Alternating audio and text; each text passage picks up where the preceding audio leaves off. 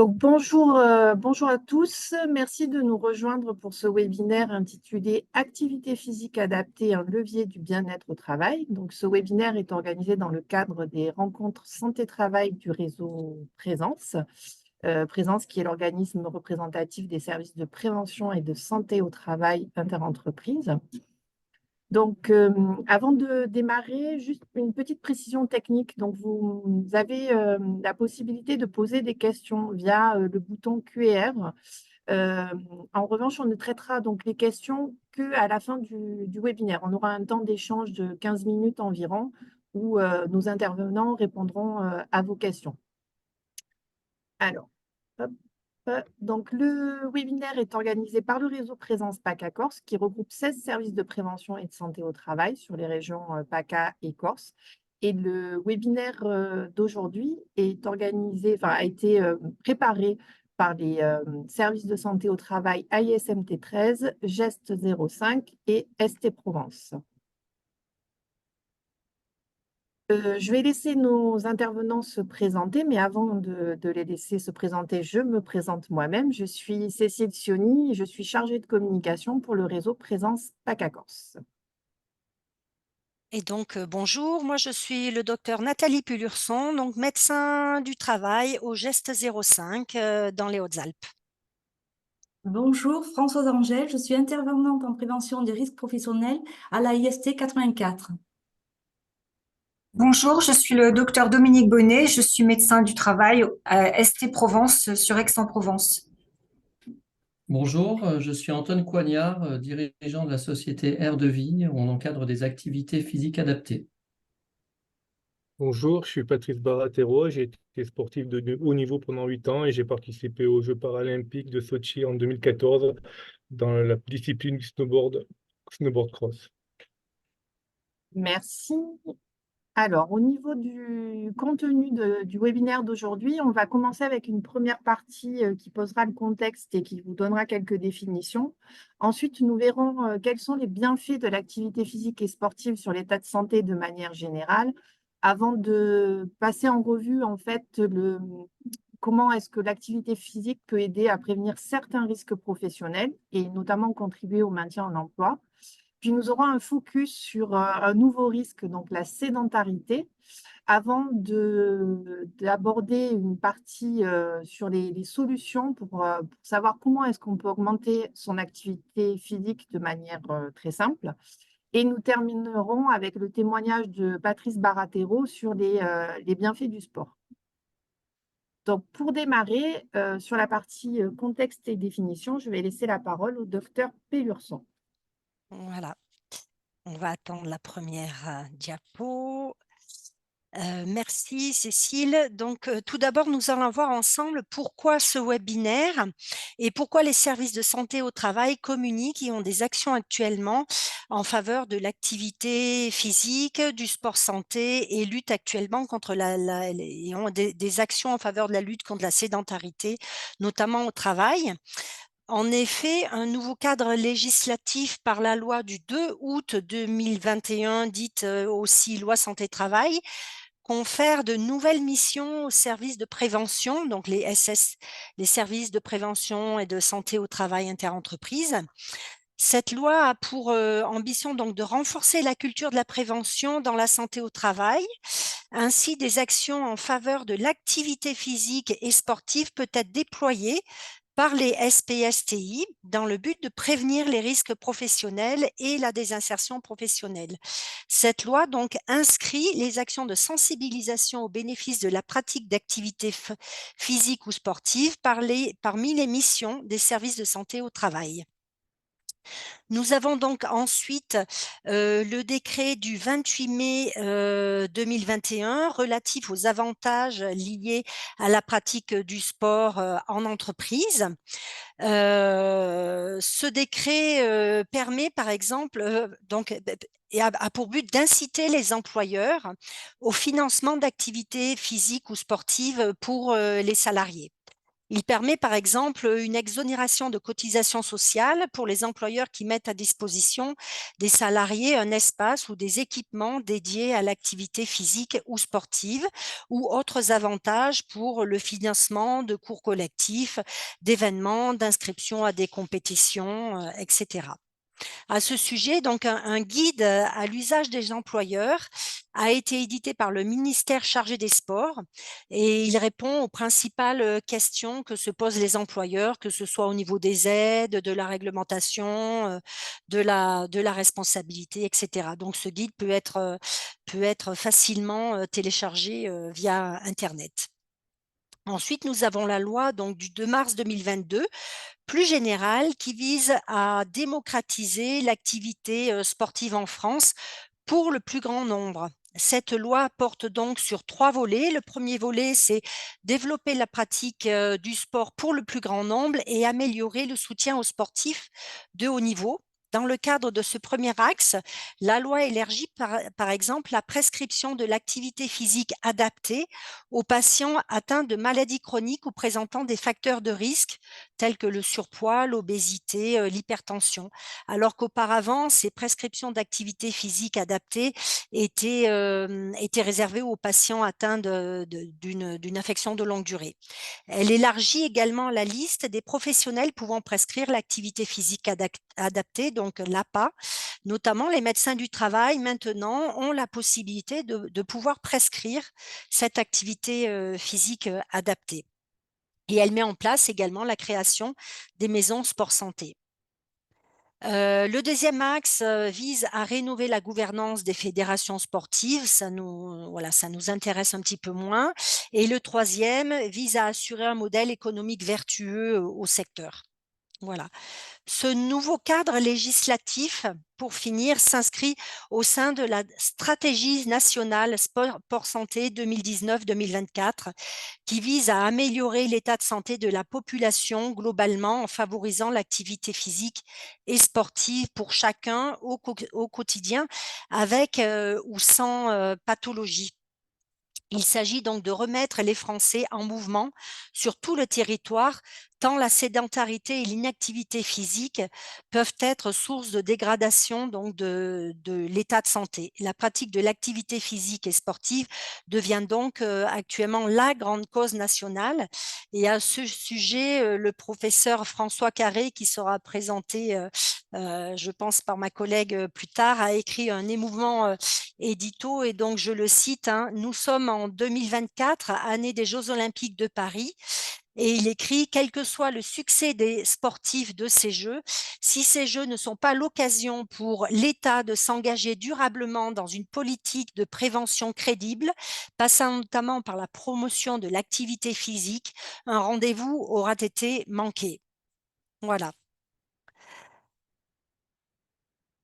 Alors ensuite, je pense qu'il est important de revenir sur quelques définitions. Tout d'abord, qu'est-ce que l'activité physique ? L'activité physique, c'est tout mouvement corporel produit par les muscles squelettiques qui entraîne une augmentation de la dépense énergétique par rapport au repos. Donc, l'activité physique est beaucoup plus large que la simple pratique sportive. Par exemple, on peut avoir les activités physiques de la vie quotidienne, les déplacements, les tâches domestiques, les activités physiques effectuées dans le contexte professionnel ou scolaire. On peut en voir ensuite l'exercice physique. Donc, l'exercice physique, c'est une activité physique planifiée, structurée, répétée, donc régulière et visant à améliorer ou à maintenir une ou plusieurs des composantes donc, de la condition physique. Elle peut se pratiquer donc seule ou en groupe. Elle vise par exemple à améliorer l'endurance, l'équilibre, le renforcement musculaire, la souplesse, etc. Nous avons ensuite le sport ou l'activité sportive. Alors, c'est une forme d'activité physique particulière où les pratiquants adhèrent en général à un ensemble commun de règles et d'objectifs. La pratique se fait en général quand même au sein d'un club et il y a souvent un objectif de progression et de performance dans ce cas-là. Il existe plusieurs types d'activités physiques. On va les détailler très rapidement. Vous pouvez avoir l'activité physique d'intensité faible. C'est quand on fait un exercice très léger, il n'y a pas de transpiration, pas d'essoufflement. On peut parler très facilement, par exemple, aller tranquillement promener son chien voilà, sur un terrain plat. Ensuite, on peut avoir l'activité physique d'intensité modérée. Alors là, on peut avoir un léger essoufflement, mais la conversation reste largement possible.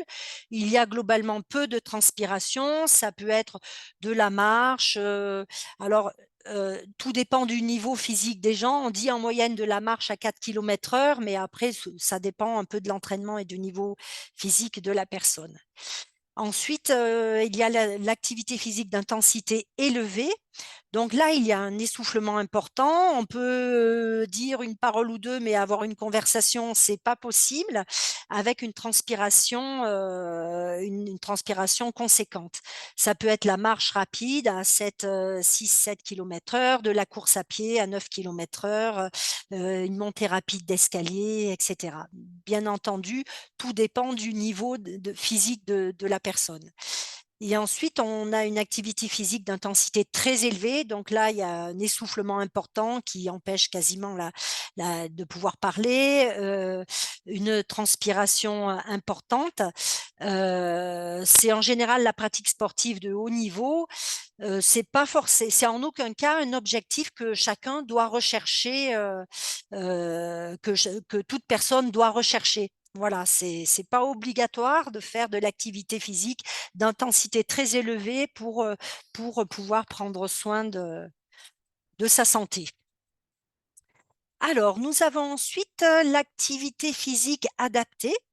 Donc, l'activité physique adaptée, c'est une activité physique, comme le nom l'indique, adaptée à la pathologie et aux capacités fonctionnelles et aux limites d'activité de la personne.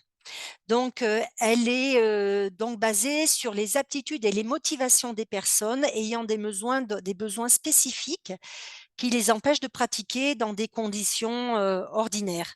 Son but est de permettre à la personne d'adopter un mode de vie donc physiquement actif avec une pratique régulière afin de réduire les facteurs de risque et les limitations en lien avec les pathologies.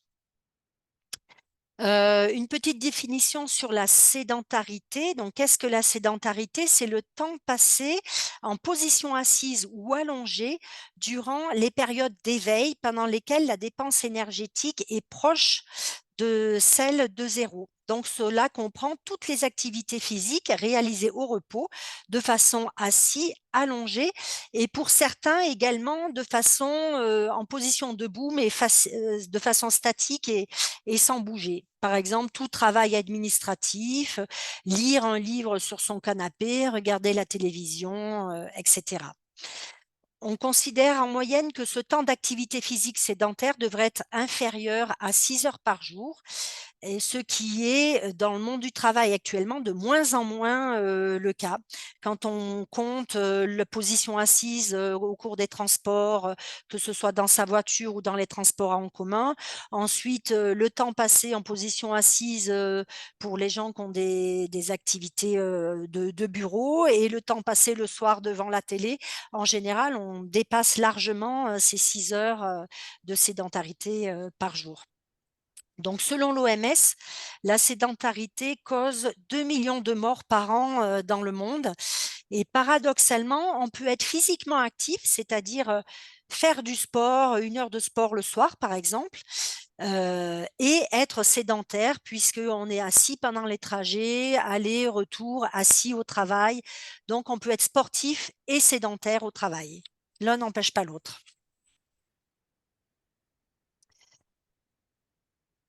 Et je pense qu'on va passer à la dernière diapositive, donc les recommandations de l'OMS. Donc, selon l'OMS, donc l'Organisation mondiale de la santé, tous les adultes devraient pratiquer une activité physique régulière.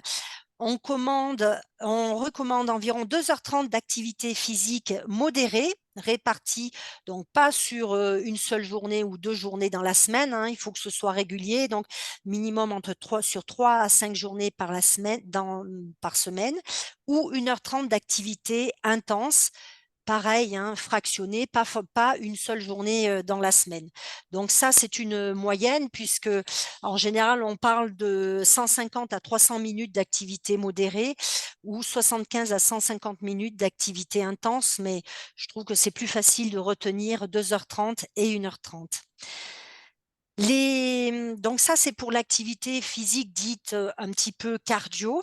Mais les adultes devraient également pratiquer des activités physiques de renforcement musculaire qui impliqueraient le travail de tous les groupes musculaires, que ce soit le haut du corps, le bas du corps, 2 jours par semaine. Voilà. C'est pas marqué là, mais on conseille également des activités physiques de souplesse et d'étirement quotidien afin de maintenir les amplitudes articulaires. Alors, l'activité physique doit être régulière.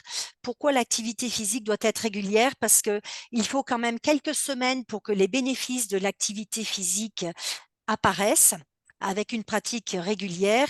Et ces bénéfices-là, malheureusement, disparaissent en général sur 2 mois en cas d'arrêt d'activité physique. Donc, on voit souvent les personnes qui, pendant les vacances d'été, se mettent à faire du vélo, à marcher, etc. Et malheureusement, il faut se dire qu'au bout de 2 mois, si vous arrêtez l'activité physique en fin d'été, eh ben, il reste au final plus grand-chose. Dernière petite définition, donc qu'est-ce que l'inactivité physique? Eh bien, l'inactivité physique est définie par un niveau d'activité physique inférieur aux recommandations établies par l'Organisation mondiale de la santé. Et de plus en plus de personnes, effectivement, actuellement, on se rend compte que correspondent à cette définition-là, c'est-à-dire sont inactifs physiquement. Merci, docteur Pellurson, pour cette introduction à notre webinaire. Donc maintenant, nous allons passer à une partie sur les bienfaits de l'activité physique et sportive sur l'état de santé. Et je vais passer la parole à Françoise Angèle. Bonjour à tous. La meilleure solution en prévention primaire, les personnes ayant une activité physique insuffisante ont un risque de décès majoré de 20 à 30% par rapport à celles qui sont suffisamment actives. Et selon le professeur François Carré, professeur en cardiologie, président du comité collectif pour une France en forme, l'activité physique et sportive diminue les risques de développer une pathologie chronique de 20 à 30%, tels que l'infarctus du myocarde et l'accident vasculaire cérébral.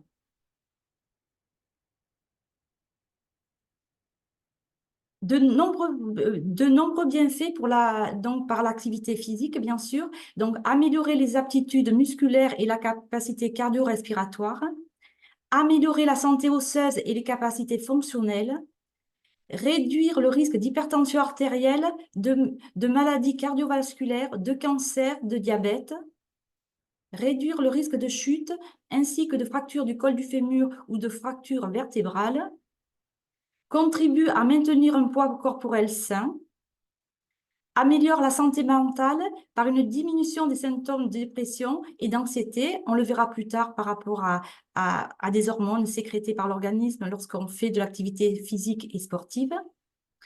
Améliore la santé cognitive, capacité de réflexion, d'apprentissage et de jugement. Et bien sûr, améliore le sommeil, selon l'OMS du 5 octobre 2022. En quoi l'activité physique peut aider à prévenir certains risques professionnels et contribuer au maintien en emploi? Deux thématiques, prévention des troubles musculo-squelettiques, les TMS, et prévention de la dépression. L'activité physique et sportive permet un renouvellement osseux et cartilagineux et va donc permettre de prévenir les blessures. Une contrainte mécanique appliquée à un tissu humain va permettre son renouvellement. Celui-ci va devenir plus fort et pourra résister à des contraintes supérieures. En ce qui concerne la dépression, l'activité physique et sportive booste l'estime de soi, créer de la joie et va permettre de diminuer le risque de développer une dépression. Pourquoi? Le sport fait sécréter des hormones. Il participe au système dopaminergique, c'est-à-dire deux hormones vont être sécrétées. La dopamine, qui est l'hormone du plaisir, elle provoque un sentiment de satisfaction, même si tout va mal dans la vie. Et l'endorphine, qui est une hormone semblable à la morphine naturelle, même action que l'opiacé, que l'opium ou la morphine, on va avoir un sentiment d'euphorie, capacité analgésique, sensation de bien-être, capacité anxiolytique, un sportif sera beaucoup moins stressé qu'un non-sportif. Un effet antalgique, contribuer un antidouleur naturel. Et enfin, un effet anti-fatigue. Le sportif va être moins essoufflé et moins épuisé qu'un non-sportif. Alors, mieux vieillir. L'activité physique et sportive va diminuer les symptômes d'arthrose et diminution de la maladie d'Alzheimer. Selon une étude canadienne, la maladie d'Alzheimer chez les sportifs serait diminuée de 70%. L'activité physique et sportive rentre dans un cercle d'optimisation, c'est-à-dire elle va permettre une amélioration cardiaque et de l'estime de soi. Donc la personne va pouvoir et vouloir faire plus d'activités et ainsi de suite. Elle est mieux, elle se sent mieux, et elle va pouvoir, permet une amélioration cardiaque et de l'estime de soi, ainsi de suite, la personne va vouloir et pouvoir faire plus d'activités. Un cercle d'optimisation.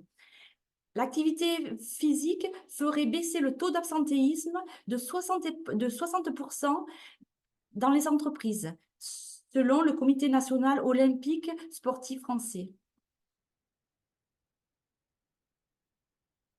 La phrase du docteur professeur cardiologie François Carré, « Chacun a en lui le pouvoir de bouger en fonction de ses capacités en pratiquant chaque jour à son rythme de l'activité physique et sportive. » Merci Françoise Angèle. Donc maintenant, nous allons passer à une partie qui va détailler un nouveau risque, la sédentarité, et c'est le docteur Dominique Bonnet qui va nous en parler.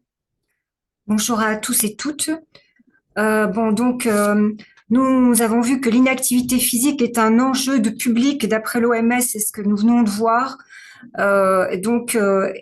Ayant un effet néfaste sur la santé, qu'en est-il dans les entreprises? Nous découvrons que depuis plusieurs années, la sédentarité est apparue. On reste plus de 3 heures par jour sans activité physique. Beaucoup d'entreprises ont des activités de type sédentaire. Rester assis plus de 3 heures par jour sans activité physique est la porte ouverte à plus de problèmes de santé, en particulier les troubles musculo-squelettiques et pathologies chroniques, cardiovasculaires, ostéo-articulaires, plus de diabète, plus d'obésité, plus d'hypertension, plus de lombalgie. La conséquence de tout ça, c'est un déconditionnement physique qui a pour résultat sur notre organisme des douleurs et de la souffrance au travail. Cette souffrance n'est pas seulement physique. Cécile, tu peux passer à la prochaine diapo. Cette souffrance peut entraîner une baisse du sentiment d'efficacité personnelle au travail, avec la survenue de troubles tels que l'anxiété, la dépression, un mauvais sommeil, une perte de vigilance et de concentration et une baisse de la performance cognitive. L'enjeu est très important car cette souffrance peut être à l'origine d'une perte de productivité en entreprise et d'efficacité au travail. Alors, mais ne restons pas pessimistes, nous avons des solutions pour lutter contre les TMS et les RPS. Nos muscles peuvent devenir nos meilleurs amis si nous les sollicitons à bon escient. Et mettre en place dans l'entreprise une pause active 5 minutes toutes les heures ou 1 minute toutes les demi-heures, par exemple, représente un bénéfice pour nos organismes. Alors, nous savons déjà que nous améliorons la prévention du risque TMS au poste sédentaire en agissant sur le poste lui-même et sur les conditions de travail. Il existe des dispositifs d'études ergonomiques des postes sédentaires où les solutions sont alterner les tâches, utiliser un mobilier adapté, choix d'une chaise ergonomique par exemple, changer des postures, éviter des contraintes liées à la position assise prolongée, par exemple par une table réglable en hauteur à des postes assis debout. Mais cela n'est pas suffisant pour la prévention à long terme et pour le maintien dans l'emploi dans un souci de bien-être.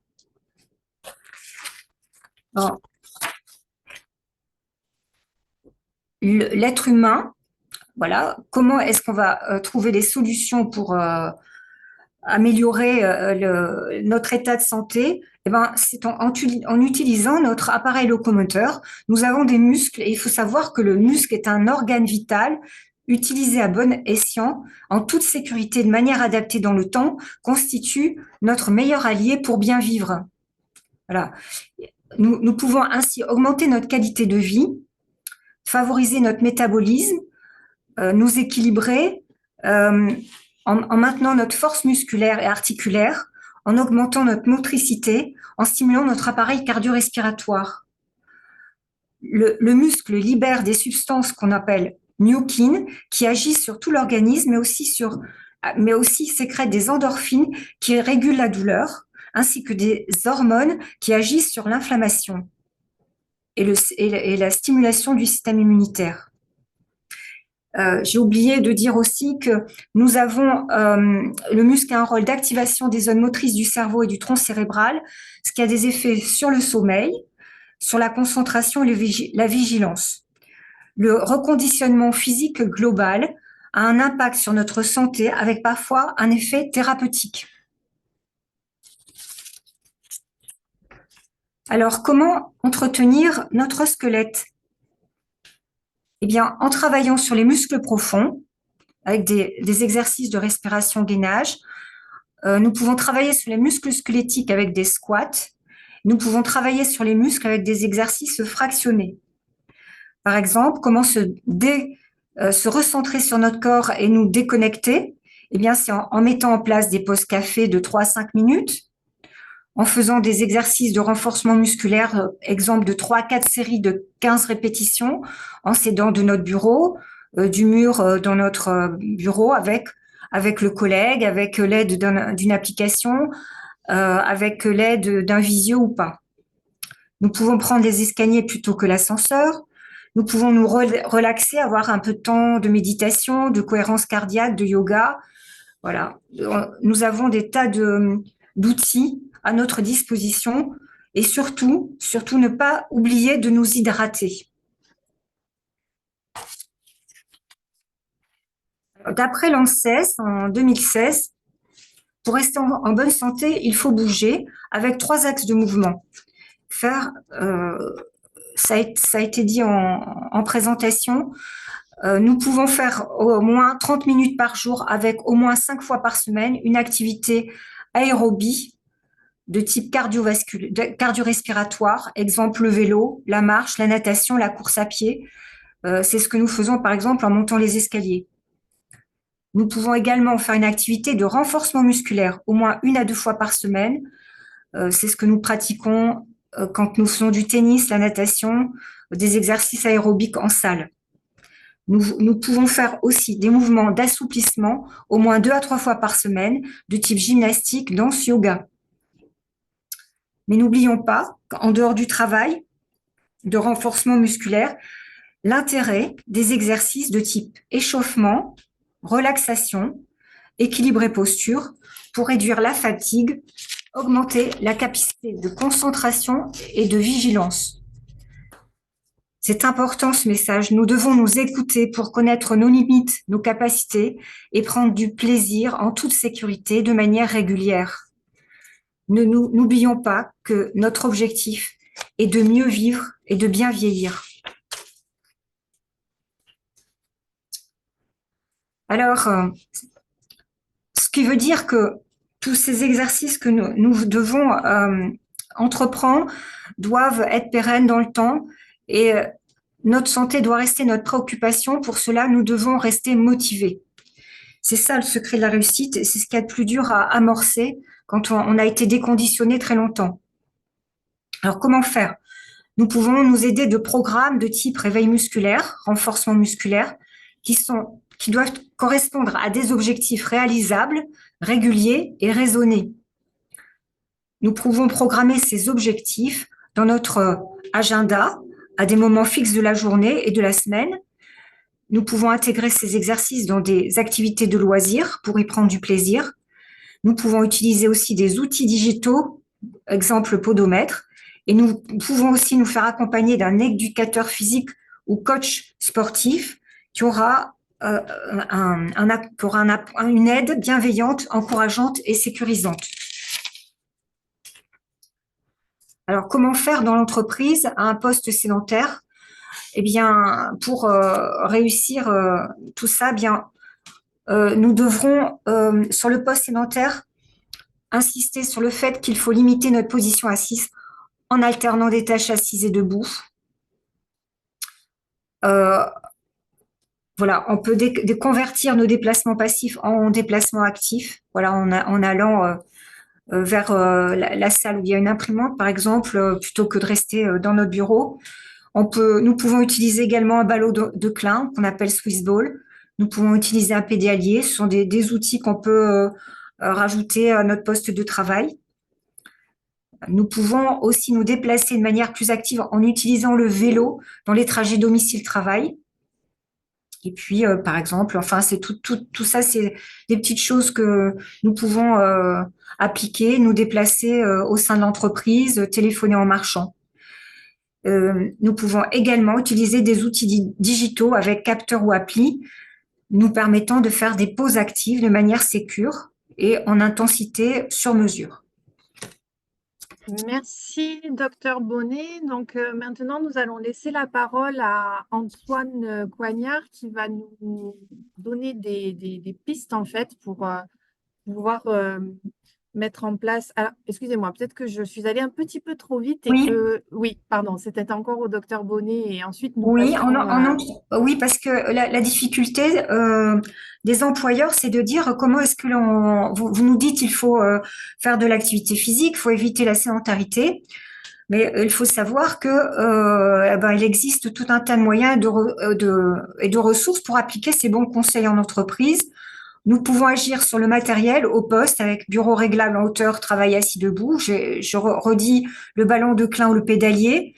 Nous pouvons sensibiliser, informer, et les services de santé au travail sont là pour informer et former. Nous avons vu que nous avons un outil réglementaire et législatif pour ça. Et nous pouvons installer des parkings à vélo dans les entreprises. Nous pouvons aussi nous aider des CSE qui apportent des subventions pour aller en salle de sport ou à la piscine, par exemple.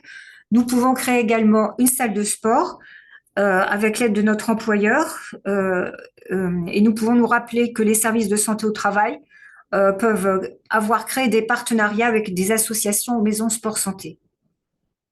Merci. Donc, maintenant, nous allons laisser la parole à Antoine Coignard qui va donc nous donner des pistes pour pouvoir justement développer ces activités. Bonjour à toutes et à tous, je suis Antoine Coignard. Je suis ravi de voir qu'on a parlé beaucoup d'activité physique, des bienfaits de l'activité physique. Et moi, je vais essayer d'approfondir quelques pistes avec mon expérience terrain sur comment simplifier la mise en place d'activités physiques. Ce n'est pas toujours simple. Je vous ai trouvé une petite anecdote qui date un peu, mais qui est toujours valable. En Suisse, lorsqu'on avait proposé à des participants de pratiquer 3 fois 10 minutes d'exercice, on leur avait répondu en fait qu'en fractionnant les exercices, ce n'était pas assez judicieux et assez utile. Ensuite, on leur a proposé de pratiquer 30 minutes par jour, donc la même durée. Et là, ils ont dit qu'en fait, c'était inutile aussi. C'est à quel point, donc là, c'est vraiment pour montrer à quel point dans l'esprit des pratiquants, ce n'est pas toujours simple de s'y mettre. Ensuite, on lève ses freins motivationnels. Alors, on va avoir, quand on se remet à l'activité physique, des freins, des représentations. En termes d'éducation, on appelle ça des freins motivationnels, et on va essayer de trouver des leviers. Alors, nous, on avait démontré dans un réseau de santé, en fait, que les principaux freins qu'on a lorsqu'on veut se remettre à l'activité physique, c'est premièrement le frein de proximité qui précède vraiment le frein financier. Je vous explique. On ne va pas pérenniser une activité physique si on doit la réaliser avec un problème de transport. Je prends un exemple, on habite par exemple Marseille Sud. Si l'activité qu'on a trouvée est à Marseille Nord avec 30-40 minutes de transport, on aura des difficultés, même si on y va avec passion, on aura des difficultés à la pérenniser. Je généralise, mais en moyenne, c'est ça. Ensuite, il y a bien sûr le frein financier qui importe beaucoup. Je n'ai pas forcément les ressources, ou je n'ai pas envie forcément d'impliquer beaucoup d'argent dans mon abonnement ou dans une activité, même de manière autonome. Donc ça, c'est les principaux freins. Il y a aussi des freins vraiment motivationnels.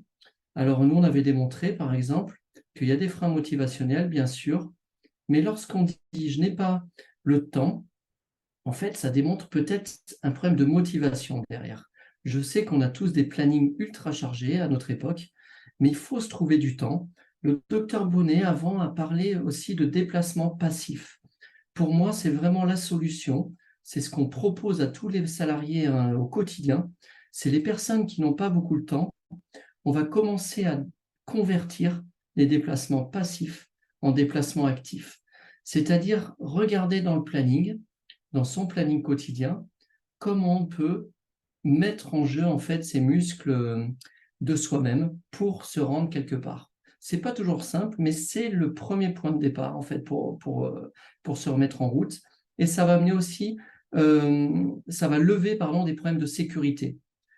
Justement, on commence par des déplacements actifs et ça évite des soucis ensuite pour progresser dans son activité physique. Il y a aussi d'autres freins qui ont été montrés. Alors, c'est une célèbre médecin, je crois, à Clermont-Ferrand, Martine Duclos. Il y a de la présence d'appréhension. On peut avoir une appréhension à se remettre à l'activité physique. Manque aussi de soutien. Par exemple, on pense à son entourage, au manque de temps aussi, familial. Ça a été tout démontré, ça. Et il peut y avoir aussi une absence de sentiment d'auto-efficacité, manque de connaissances aussi dans l'activité physique. Donc, tout ça pour montrer qu'on lève ces freins en recherchant ces leviers. Et on va le voir dans la diapo suivante, mais je reste encore un tout petit peu sur cette diapo. On va le voir, mais on trouve des leviers pour essayer de sortir de ce qu'on appelle du stade de la contemplation. Qu'est-ce que c'est que le stade de la contemplation? C'est le stade de Prochaska. La contemplation, c'est le moment où je me dis, je me remets à l'activité physique dans les mois qui arrivent. En fait, le stade de la contemplation, c'est je compte m'y remettre, mais je n'y suis pas encore, mais je compte m'y remettre. Et alors, le plus gros, le plus important, c'est quoi? C'est de sortir de ce stade de la contemplation pour arriver vers le stade qu'on appelle de préparation, puis le stade d'action et de maintien. On fait de l'activité physique ensuite de manière pérenne, de manière fréquente, en prenant en compte des notions d'intensité, de fréquence, de durée. On passe à la diapo suivante. J'ai quand même essayé de trouver des leviers et d'approfondir les leviers déjà et les solutions qui ont été données par les médecins précédemment. Selon moi, en entreprise, avec les salariés qu'on encadre au quotidien, il faut des repères et un encadrement. Il faut des repères, des horaires fixes, des repères, c'est-à-dire un intervenant, même si le digital fonctionne très bien, mais je suis convaincu, depuis 15 ans qu'on fait ça, que le digital reste au service du présentiel. Il reste en complément. Quand le présentiel est lancé, on peut se servir du digital, selon moi. Le digital, je parle d'applications, je parle de bracelets connectés, d'applications, même on peut généraliser avec des podomètres et tout. Ça fonctionne, mais ça doit être encadré par des professionnels. Donc, vous avez entendu parler d'activité physique adaptée. Et on a des repères.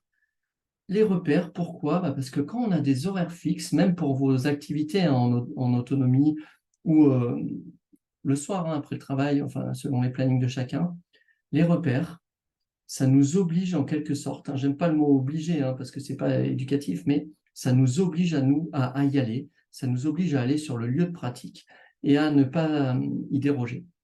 La notion de collectif. La notion de collectif est très importante pour les personnes qui aiment les activités justement en groupe. Énormément de personnes qu'on encadre n'aurait pas pérennisé l'activité physique si ce n'était pas en groupe. C'est vraiment quelque chose d'important.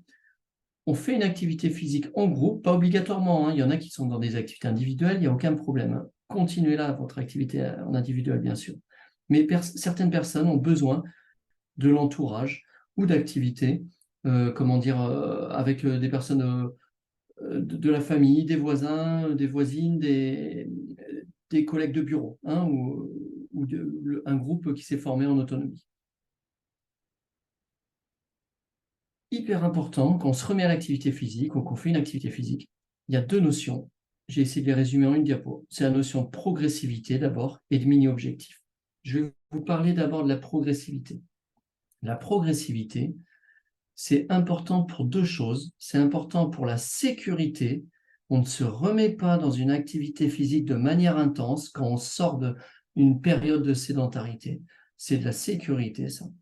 Donc, on y va progressivement, en ayant levé, hein, bien sûr, tout ce qui est contre-indication médicale, hein, avec votre médecin, mais il y a une notion de progressivité en termes de fréquence hebdomadaire, en termes d'intensité et en termes de durée. On y va progressivement, mais aussi, je vous conseille, moi, de raisonner par mini-objectifs. J'appelle ça des mini-objectifs parce qu'on va se placer des objectifs qui sont, comment dire, atteignables à court ou moyen terme et qu'on peut écrire. Je vous encourage à les écrire, ces objectifs. C'est-à-dire que le dimanche soir, vous pouvez par exemple planifier votre semaine en termes d'activité physique en ayant placé vos mini-objectifs hebdomadaires et carrément en ayant placé du contenu d'activité physique dans la semaine. En les écrivant, on a plus de facilité à les réaliser. On a moins d'excuses pour ne pas les réaliser, en fait. Ensuite, peut-être que le plus important, ça va être de ne pas oublier qu'il faut une notion de plaisir dans l'activité physique. Pourquoi? Parce que si on ne prend pas plaisir dans son activité physique, on ne va pas la continuer. Je pense que vous êtes tous d'accord avec moi. Quand on fait une activité physique qui nous est imposée ou qu'on s'impose, hein, qu'on sera un peu obligatoire pour des fins de santé ou autres, on ne la continue pas. On peut la continuer bien sûr quelques semaines, mais en règle générale, on ne va pas très loin dedans. Selon moi, il y a la notion de variété aussi, qui va être très importante. Au même titre qu'une diététicienne va vous parler de varier ses aliments, nous, encadrant en activité physique adaptée, qu'est-ce qu'on va faire? On va toujours vous conseiller de varier les activités physiques pour des raisons d'efficacité, mais aussi de monotonie. Si on varie ses activités physiques, si on ne reste pas par exemple sur toujours la petite marche entre tel endroit et tel endroit avec la même intensité, le même dénivelé, hein, je prends un exemple, et ben, si on amène une variété, on a souvent tendance à avoir plus de résultats, mais aussi à la pérenniser en général, son activité physique. La réussite, et surtout, je vous conseillerais de ne pas de pas vous lancer dans une activité physique où vous allez être mis en échec en termes d'intensité, en termes de durée, et aussi ça renvoie à la notion de sécurité. Prenez toujours plaisir à réaliser votre activité physique et testez votre activité physique, entre guillemets, plaisir. Bon. Merci beaucoup, Antoine Coignard, pour ces pistes, hein, pour pouvoir se remettre en activité. Donc maintenant, pour élargir un petit peu les propos, nous allons passer au témoignage de Patrice Baratero. Donc, je vais vous laisser peut-être dans un premier temps vous présenter rapidement votre parcours et votre palmarès, hein, puisque je rappelle que vous êtes handisportif de haut niveau. Voilà, est-ce que vous pouvez vous présenter? Donc, moi, j'ai un handicap depuis 25 ans. J'ai été amputé fémoral à l'âge de 21 ans, 29 ans en Corse, suite à un accident routier. Et j'étais, moi, sportif déjà avant le handicap. Et suite à mon handicap, j'étais aussi technicien de maintenance. Donc, je n'ai pas pu reprendre mon métier parce que c'était assez physique. Comme j'avais des bonnes notions en informatique, ils m'ont reclassé. Du coup, j'ai quand même voulu refaire le sport que je pratiquais avant. C'était du sport de glisse. Et à l'époque, ça n'existait pas. Il n'y avait que la possibilité de faire par handisport du sport en fauteuil. Et moi, je voulais garder quand même le maximum d'autonomie. Et donc, je me suis lancé dans un défi, c'était de pouvoir refaire du snowboard avec une amputation fémorale. On a travaillé pendant 6 ans. Et au bout du compte, ça a fonctionné et j'ai pu atteindre les Jeux paralympiques en 2014, où j'ai représenté la France en parasnowboard, qui était une nouvelle discipline aux Jeux paralympiques. Depuis, elle a perduré cette discipline et elle se pratique en snowboard cross ou en bank slalom. Voilà. Donc, au niveau du travail, j'ai repris le travail 3 ans après mon accident. Et c'est vrai que depuis 30 ans que je suis dans le handicap c'est assez varié, hein. Il y a beaucoup de cas de handicap, entre le handicap moteur, le handicap physique, les personnes qui sont en fauteuil ou celles qui ont un handicap qui ne se voient pas. Euh, donc, moi, je connais plutôt mon handicap par rapport à l'amputation. Et c'est vrai que souvent, les personnes amputées, suite à l'handicap, quand elles ont leur prothèse, elles veulent plus parler de leur handicap souvent et elles vont pas dans des associations et elles reprennent rapidement le travail, la plupart. Parce qu'en fait, quand il y a un accident, souvent il y a un rythme de vie qui est perturbé et ils veulent de suite reprendre leur rythme de vie. Et je pense peut-être que c'est une erreur parce qu'ils connaissent pas leur handicap et souvent ils évitent de faire du sport parce que faire du sport, c'est montrer son handicap la plupart du temps.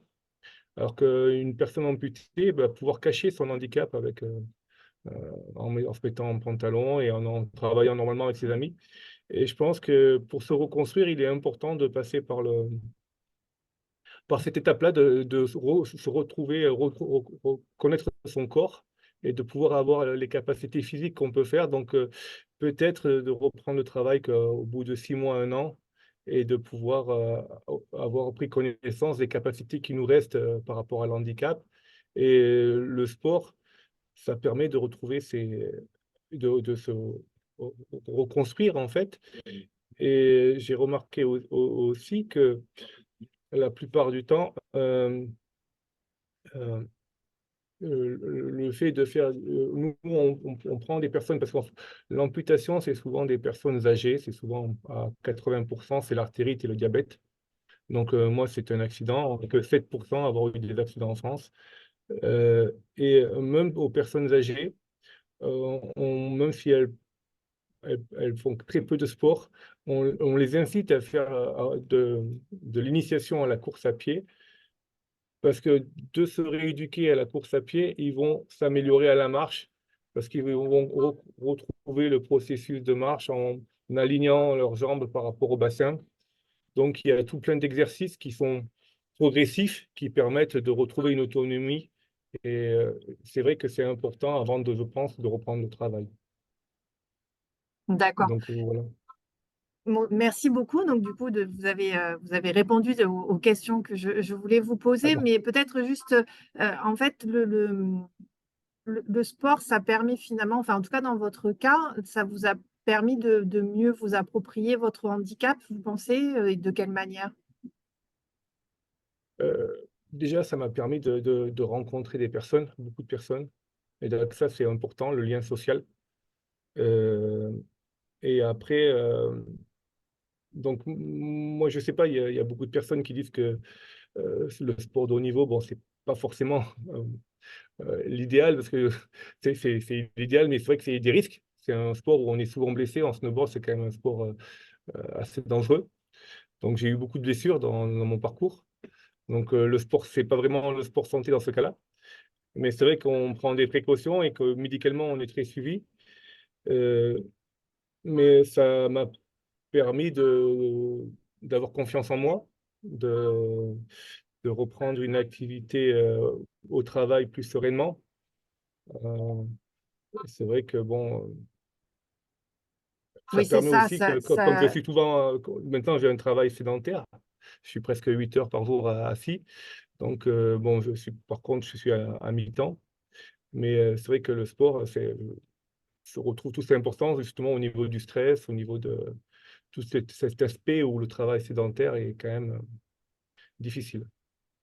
Oui, oui, oui, mais je pense que vous avez dit un mot important et qu'on a pu voir sur les diapositives en début de présentation. C'est vrai que voilà, booster la confiance en soi, je pense que c'est un rôle important de l'activité physique, du sport. Et dans le cas de la survenue d'un handicap, effectivement, voilà, ça peut contribuer à booster cette confiance en soi et de pouvoir reprendre une activité derrière. Donc, merci en tout cas pour votre témoignage. Alors maintenant, on va passer, alors juste avant de passer à la partie à vos questions, hein, donc vous avez la possibilité de vous poser des questions à nos intervenants via la fenêtre Q&R. Je vous rappelle juste que donc, le replay et le support PDF du webinaire seront disponibles d'ici quelques jours sur notre site internet présence-pacacorse.org.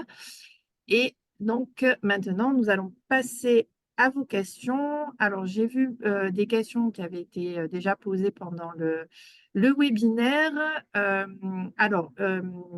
Je ne sais pas si, parce que c'est vrai que c'est une question, alors pour le coup, je vais me tourner peut-être vers les médecins, mais c'est une question très précise en fait sur est-ce que l'activité sportive de haute intensité, et est-ce qu'on peut la considérer plutôt comme bénéfique ou plutôt délétère pour le corps? Est-ce que quelqu'un veut répondre sur cette question? Je vais répondre. Pour être médecin du sport aussi également, effectivement, le sport de haut niveau est un sport est une pratique qui doit même être accompagnée par des médecins du sport parce qu'on peut se blesser. Et Patrice Baratero l'a dit, par exemple, le snowboard. Eh bien, il y a des sports qui sont traumatisants, le cheval, les sports mécaniques, la boxe, etc. Donc, les sports de haute intensité, enfin, si on les définit de cette manière-là, ou si on va au-delà de ces limites, quand on fait trop on va au-delà de ce que notre corps nous permet de supporter, eh bien, c'est d'ailleurs un des effets indésirables qui a été le dopage, parce que pour compenser les douleurs qui peuvent accompagner ces exercices de haute intensité, des gens se sont dopés, ont pris des médicaments, ils ont détourné l'usage du médicament pour se doper. Voilà. Donc, moi, dans mon parcours de médecin, je me tourne de plus en plus vers le message sport pour tous, parce que le sport qui n'est pas de haute intensité a des effets positifs sur notre organisme. L'être humain a besoin d'un certain équilibre et il faut le retrouver dans l'activité physique. Alors, j'ai parlé de sédentarité, là on va dans le sens inverse, hein, dans l'inactivité physique. Il faut qu'on retrouve, nous en tant qu'être humain, un équilibre pour se sentir bien dans son corps et bien vieillir. Merci beaucoup. Justement sur la sédentarité, alors on sort un petit peu du sujet purement activité physique, mais il y avait une question également sur le rôle de la qualité de l'alimentation par rapport à la prévention de la sédentarité. Est-ce que ça rentre en ligne de compte? Qui veut Je répondre? vais peut-être prendre la parole. La qualité de l'alimentation, forcément, c'est quelque chose d'important, hein. Pour être en bonne santé, il faut effectivement bouger, et il faut également bien s'alimenter, notamment adapter ses apports caloriques à l'activité qu'on a, parce que si on a une activité sédentaire et qu'on mange comme un sportif, eh ben, on va finir par être obèse. Ceci dit, même avec une alimentation de bonne qualité, je ne pense pas qu'on annule les méfaits de la sédentarité. C'est-à-dire que ce n'est pas parce qu'on s'alimente bien, et ça c'est effectivement indispensable, mais qu'on peut se permettre d'être sédentaire. Voilà. Mais c'est important d'autant plus de bien s'alimenter quand on est sédentaire. Voilà, si on ne veut pas être guetté par le surpoids, par le diabète, l'hypertension, etc. Mais une bonne alimentation n'annule pas les méfaits de la sédentarité. D'accord, le message est bien passé.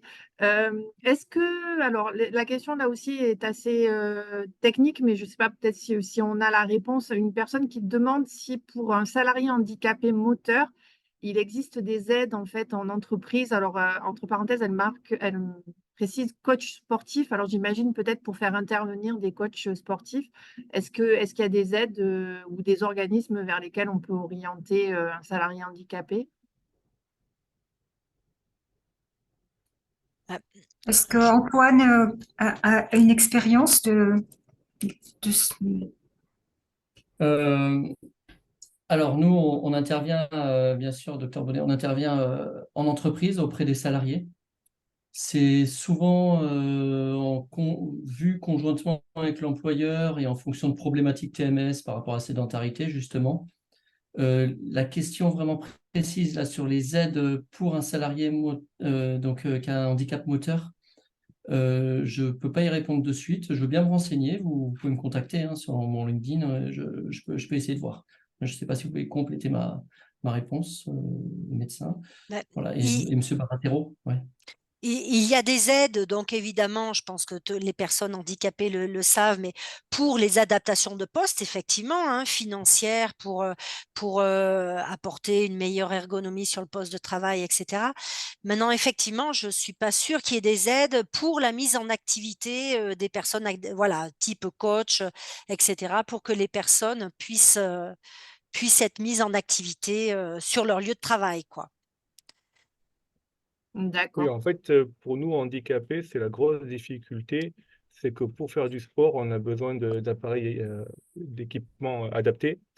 Et souvent, ces équipements de sport ne sont pas remboursés par la sécurité sociale et sont très chers. Une prothèse de snowboard comme j'utilise vaut 15 000 € et elle n'est pas prise en charge. Donc, c'est vrai que grâce à des associations qui peuvent acheter ce matériel et les mettre à disposition, il n'y a pas d'autre solution en entreprise, il n'y a pas d'aide pour ce type d'agrès ou de perspective, parce qu'il y aurait trop de choix possibles entre un fauteuil aussi, entre une prothèse, entre un système de vue, je ne sais pas, il y a tellement d'handicaps que ce serait compliqué.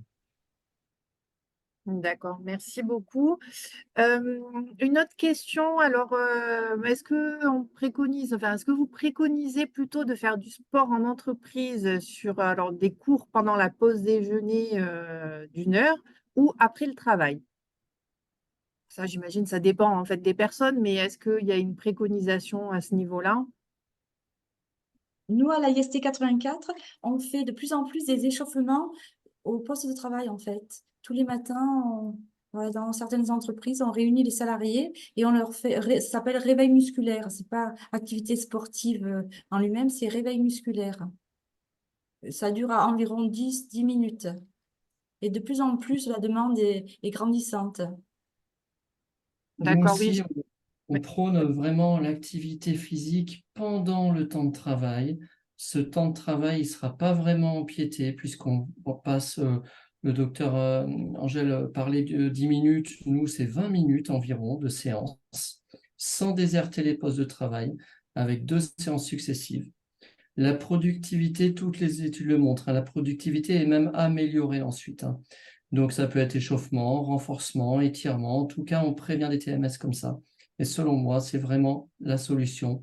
C'est pendant le temps de travail, avec des fins vraiment santé et prévention, adaptées au poste de travail, hein, bien sûr.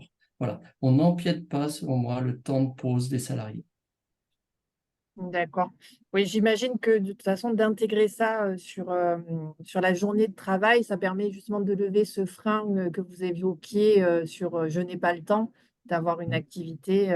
Ouais, ok. Et Euh, je ne sais pas si je peux compléter justement parce que le choix, c'était soit sur la pause de midi, soit après le travail le soir. Et effectivement, je pense que pour peut-être peu de salariés, le soir seraient prêts à faire 1 heure de plus, à rester 1 heure de plus sur leur lieu de travail, alors que peut-être certains seraient prêts pendant la pause de midi, où ils ont 1 heure de pause, à prendre une demi-heure, faire une demi-heure pour le repas et une demi-heure, mais ça peut être organisé par l'entreprise où les salariés allaient marcher ensemble avec les collègues, pourquoi pas sortir.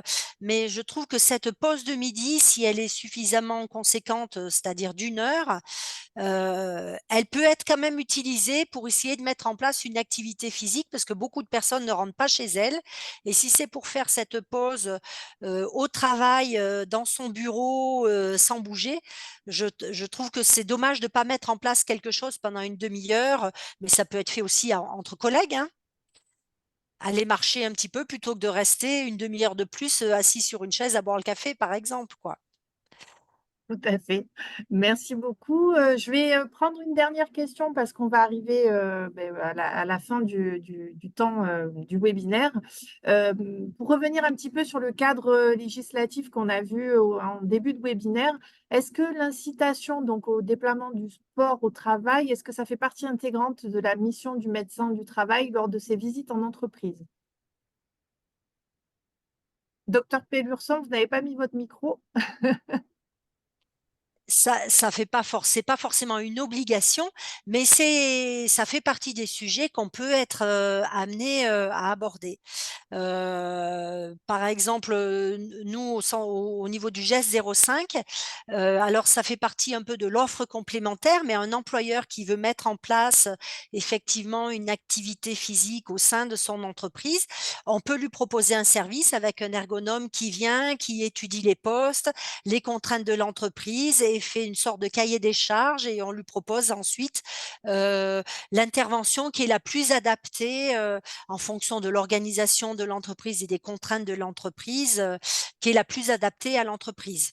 Ça fait partie, pour notre service, par exemple, de l'offre complémentaire. Ça ne fait pas partie de l'offre de base.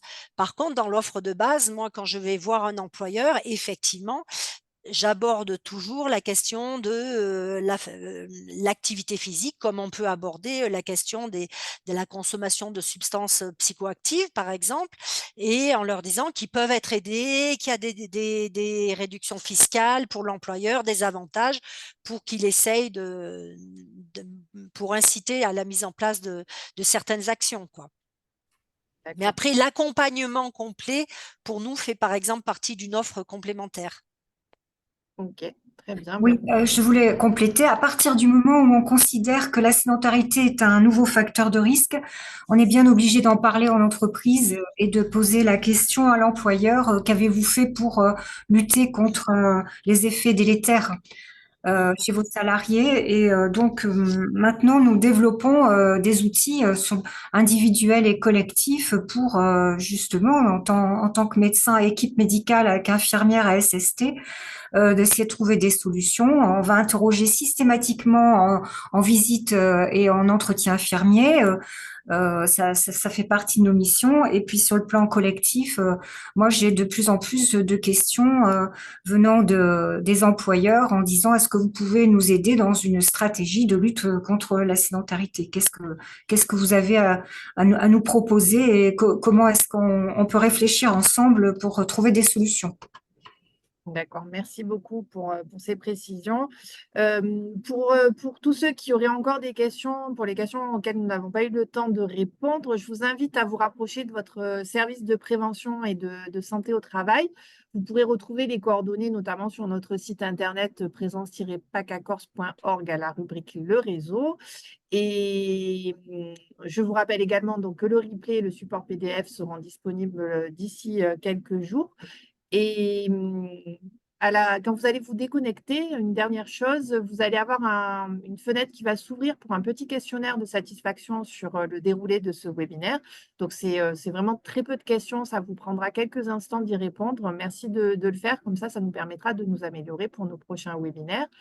Et une dernière chose, donc, cette semaine, c'est la semaine des rencontres santé-travail du réseau Présence, donc dans le cadre desquels nous avons organisé ce webinaire.